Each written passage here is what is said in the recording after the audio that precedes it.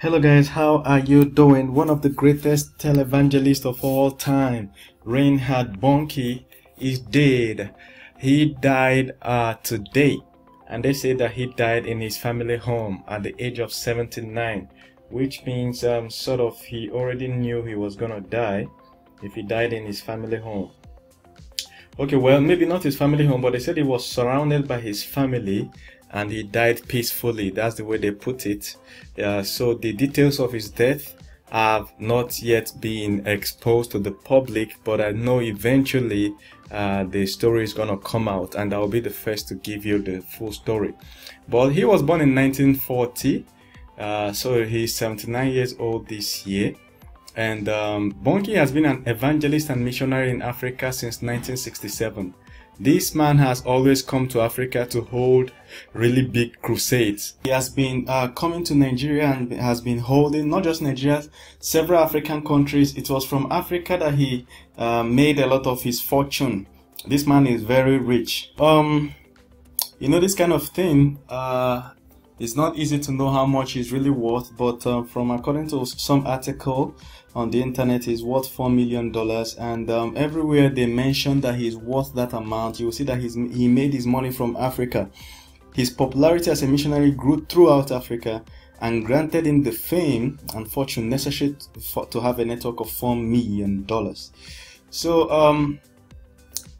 one of the biggest miracles Reinhard Bonnke did was in 1999 when he came to Nigeria and supposedly resurrected a dead man, and that resurrection happened exactly like the way that of Lazarus and Pastor Alf Lukau happened. He was in a crusade. A woman drove her husband, who had spent 3 days in the mortuary, to the venue of the crusade, and then the crusade got interrupted, and Reinhard Bonnke did his miracle, and the man got resurrected. Nowadays, we are beginning to question such because there are now cameras. Like we can now see whether the person was actually breathing or not. Like in the case of that Lazarus of Alf Lukau that happened, I think it's earlier this year. From the camera, we could see that the guy was actually breathing and he was gasping for breath. So when they finally opened the casket, the guy froze his mouth wide open. So that's one of his biggest miracles, and it's on YouTube. You could go where it's on YouTube where he's discussing it. Now his life had a controversy, and it's happened in Nigeria. They said in 1991, during Bonnke's visit to Kano, Nigeria, there were riots in the city as Muslims protested over remarks he had reportedly made about Islam in the city of Kaduna on his way to Kano. A rumor was spread that Bonnke was planning to lead an invasion into Kano. Muslim youths gathered at the Kofa Mata Aid ground and where they were addressed by several clerics who claimed that Bonnke was going to blaspheme Islam. About 8,000 youths gathered at the Emir's palace, and after noon prayers, the riots ensued, during which many Christians sustained various injuries and several churches were burned.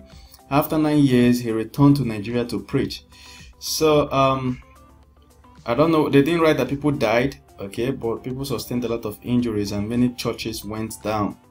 So, that is him. You can go to Wikipedia and read more, and you can see his life is dotted by visits to Africa. That's where he makes a lot of that's where he built his ministry, made a lot of his income, and a lot of his miracles happened there. Okay, he filled stadiums, over 34,000 seater stadiums. And on YouTube, there's a place he talked about the miracle. I'll try and put the link. The miracle of raising the dead. I think that's his biggest miracle in Nigeria. If you check out, if you go to YouTube now and search for Reinhard Bonnke raising the dead, you will see where they are discussing it. Remember that this is a scripted interview where the lady already had a list of questions to ask him, and somehow he already knew. So you can go there, search for his for how he explained the miracle to have happened. So that's not the only time. He was one of those people that started all those kind of dare I say, some of these miracles where you see he's trying to, this is supposed to be that he is healing this man of blindness. You know, this kind of thing, there's no way to know whether this man was actually blind before, based on what they told us in the microphone right there. If it's now that there's social media, people can actually identify this man and know whether he was actually blind before or not.